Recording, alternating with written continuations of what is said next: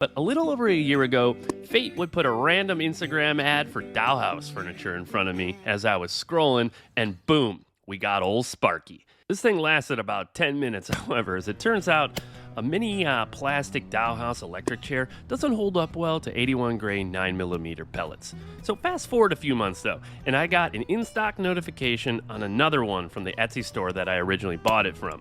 And with the past few minutes here of context, we got Old Sparky 2.0.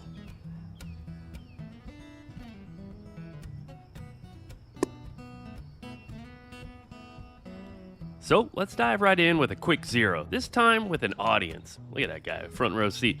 But the biggest that you're seeing right here is because it's semi-auto. You know, I shoot traditional bolt actions too on this channel, but man, there's something so cool about a powerful, accurate, semi-auto airgun.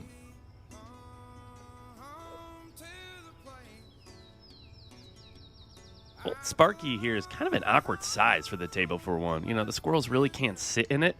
So I think I need to find a larger version. But, you know, having them perch up like this will save some of those crazy pass-throughs that we saw, which was a lesson learned from the chipmunk shots on that first electric table.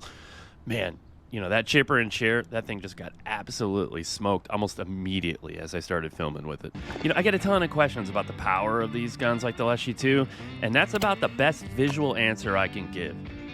Insanely quiet and a safe way to manage the nuisance critters in your yard. That's what an airgun can do. And that was about as quick of a dispatch as you're ever going to see on a coyote. And I doubt he cared that it was air that powered the shot instead of powder.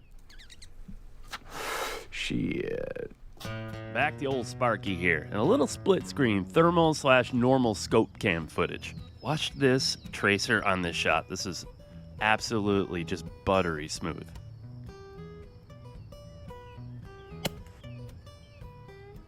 You know, filming in slow-mo like this not only gives me the opportunity to see how a particular ammo is flying, but it also really allows me to showcase the energy dumps like this one.